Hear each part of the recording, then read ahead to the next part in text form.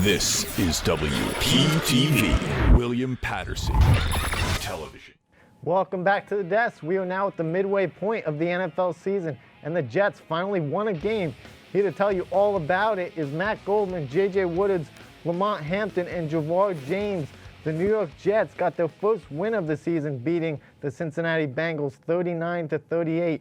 Matt, I know you worked some hard on these highlights for us. Bring us through it.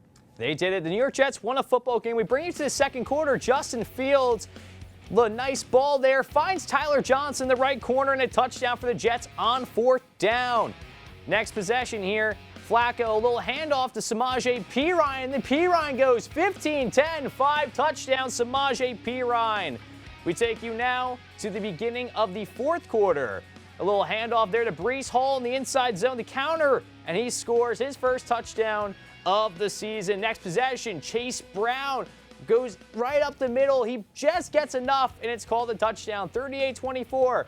Fields doesn't keep it on the option. Gives it to Breece Hall, and Hall to the 10. The 5 stays in bounds, extends, and the Jets score, making it 38-32 now. Now Breece Hall pump fakes on the running back pass, and Mason Taylor head taps the defender. We take a look at that again. Breece Hall pump fakes there, a little giddy jump, and finds Mason Taylor over a grown man. The extra point now very significant. It's good, 39-38, and the New York Football Jets win their first game of the season. Coop? Yeah, it was quite a performance by the Jets. They were clicking on all cylinders, to say the least. But Mont, very fitting as a referee today on this segment. What led to Gang Green's first victory of the season? Simply what led to Gang Green's victory is the need to win. They started 0-7. In the first 7 weeks, they gave up 207 points, only scoring 129. Fields wasn't efficient. Wilson has been hurt. Breece Hall has been complaining all over Twitter. Well, guess what? They showed out. They had a great game. Finally, it wasn't amazing, but a point, winning more than just a point is what it is. Hopefully they can move on, and Glenn got his first win as a head coach for the New York Jets.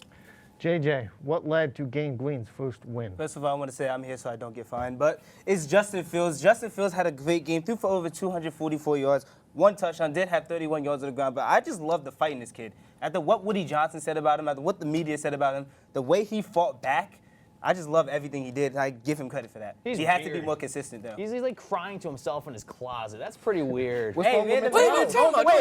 No, don't do that. He has Come on. $millions. I want to do that. I want to blow the whistle on him. He has millions of dollars. You can't cry in a closet. All right, gentlemen, I got to move it over to Mr. Joker. What'd you see from the Jets' victory here? Besides a Temu Marshawn Lynch over here, the Jets finally got their offense clicking on all the right cylinders, all right? Let's just put it like this. Breece Hall, 3 touchdowns, 2 running, 1 passing. Justin Fields, 21 for 32, 244 yards, and another touchdown. Hey, keep it going. And it doesn't matter if he cried in the closet. You know what? Hey, he's human. He was real about it. He said it. Hey, and it worked. Real men cry. They gonna get it done. Real men cry.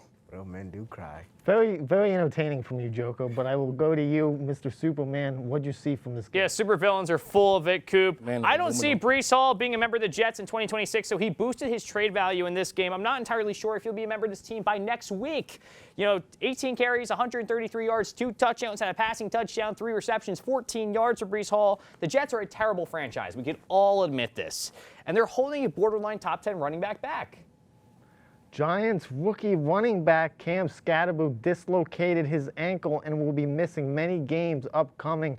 JJ, go through his season stats to this point. Cam Skattebo, the rookie out of Arizona State, had 410 rushing yards this year, about 4 yards a carry this year, over 207 yards receiving, and 7 total touchdowns. It's unfortunate that we won't be able to see him for the rest of the year because he was honestly dominating this year.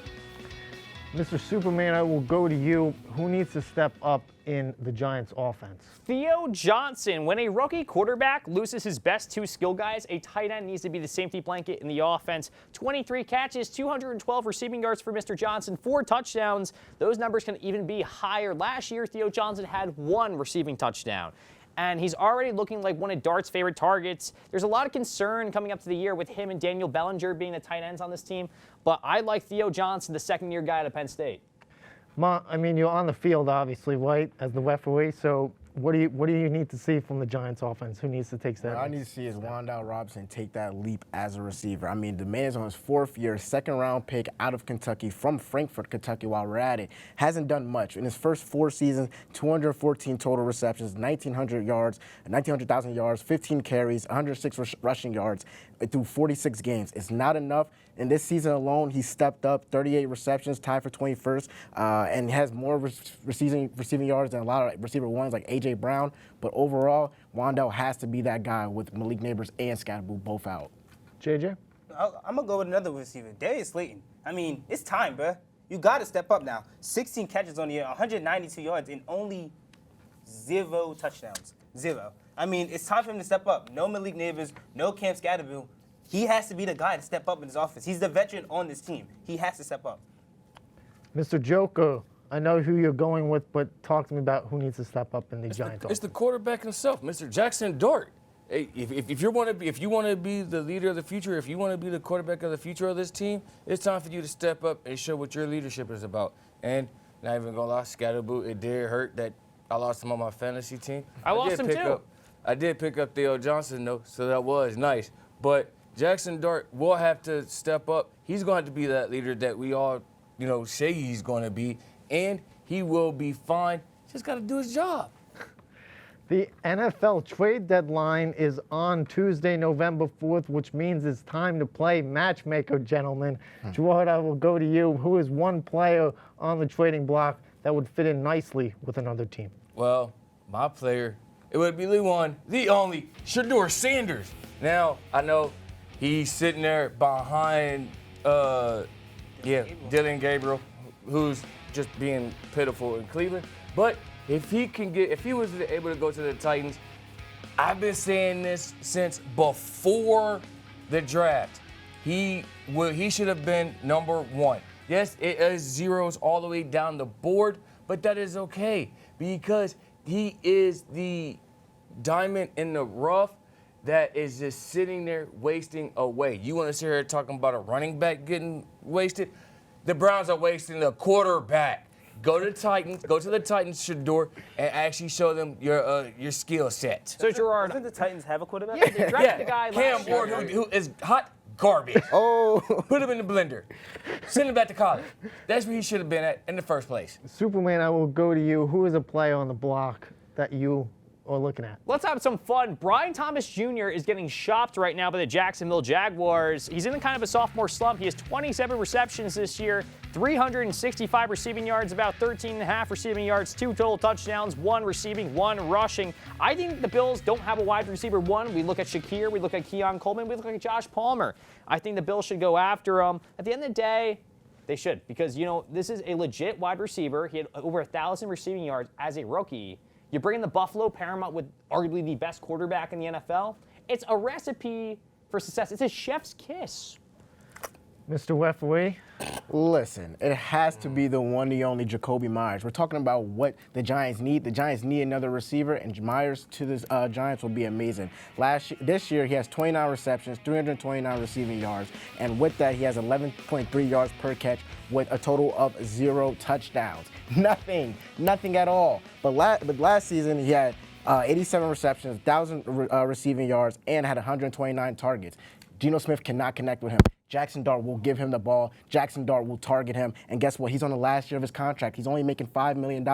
The Giants can cover that. They're fine. They won't give up much, and it will work out perfectly. JJ, I will go to you. I'm going to go with a guy on the Dolphins, Jalen Phillips, to the 49ers. He has 25 tackles on the year, 3 TFLs, 3 sacks, and 7 quarterback hits. I mean, this guy, the 49ers need a pass rush. Nick Bosa's out. You have Michael Williams, who is a rookie, hasn't really shown much, and then the D tackles are sucky. They're suspect. So you need a pass rush, and this is the Dolphins. They lost yesterday. They're 2-6. Go get him. Go call him up, because 49ers, you're a playoff team. You're going to need a pass rush in the playoffs. As we hit the midway point of the NFL season, it's time to predict the winner of the AFC, NFC, and your Super Bowl champion. JJ, I'll go to you. What teams are playing in your Super Bowl, and who's your winner? I wish I could say the Ravens, but I can't say that right now. They're very poor. But I'm going to go with the Lions and the Bills, and I have the Lions winning. Look, it's the Lions' year. They've been knocking on the door for the last couple of years. I think they finally kick in the door. And the Bills, I think the Bills get over the hump, the Kansas City Chiefs. So Lions-Bills, I have Lions winning. Mr. Joker, who's in your Super Bowl and who's winning it? I have the Lions and the Colts. Sorry, the Bills, they suck. What are you talking about? They suck. What are you talking about? You don't even know what you're saying. Give me You one want a big whole reason. receiver. They have Josh Allen under center. James Cook had 218 rushing yards last week, Gerard. Okay, yeah, but look, put it like this: the Lions, they're a lot better team, and they're already starting to lock up their star defensive line, their star defensive man. That's Aiden Hutchinson. Aiden Hutchinson just signed a 4-year, $180 million contract. The Lions, they will get over that hump, and they will finally get that win. And the Bills, they just go play in your new stadium. Take a hike. Superman, I know who you got in your Super Bowl, but talk to me about who's winning it. Yeah, I had the Buffalo Bills and the Philadelphia Eagles coup, and I think the Eagles, despite some early close games, are the best team in the NFC. I think the Bills are much more healthy, and that's a lot more frightening. But give me the Bills to win the Super Bowl. Josh Allen finally gets over the hump. You have James Cook, who is a top 5 running back in football. The offensive line is lethal. Defensively, a lot of injuries, but there's don't even crumble that paper up. You know why? Because I'm right. I am absolutely right. This team is finally getting over the hump, and the Buffalo Bills will bring their Super Bowl trophy to Orchard Park in the last year playing at Highmark. You want to put this paint on because you a joker with that. What are you talking about? You're a villain. I'm a superhero. Yeah, man of aluminum. What do you mean by that? You have face paint on. And? You're a human. I'm not. Mr. Referee finishes off for this fun Halloween NFL segment with the Super Bowl. Let's get Matthew out of fantasy land with this Bills talk. What are it's you going to be the talking Patriots about, taking on the Lions. It has to be. The Patriots already handled the Lions this season so far. They're 6-1. They're looking nice. And guess what? The Patriots and Lions did not play. I seen the Patriots. I'm at the Bills. They already handled the Bills this season. My fault. They handled them in Buffalo, which they're going to win the AFC. And guess what? They're going to come out in this Lions team. They need it. The Gibbs is looking better this year. Golf is looking pretty good. And all around, I think it'll be a better matchup. Patriots and Lions will be great. So all three of you are taking the Detroit Lions. I'm the only taking the Bills. It has to Of course. Wait, who are you taking? I'm picking the Bills. No, Stop going. You're getting stop going. You're saying the Bills are going to win. Bills I'm saying the Eagles and the Bills are going to play. Is he paying you under the rug to say these things? You're getting who's peer in the Super Bowl? pressure. I know he's Superman, but it's Superman. I gotta call What does he know challenge. about sports? I gotta call a challenge on think- that. He's a referee. I'm a basketball player. What does You're he going- know about you're sports? going to really go Call with the that? foul on the play. No, go ahead. I have to. Hey. All right, that will do it for this NFL segment today. Don't forget to follow us at SportsDeskWP for updates and more. Thank you to all the cast and crew, and of course a big shout out to our wonderful studio manager, Al Clark, from Studio B in Hamilton Hall. And from everyone here at the desk, I'm Stitch, but Willie Tyler Cooper saying so long. See you next Friday right here on WPTV.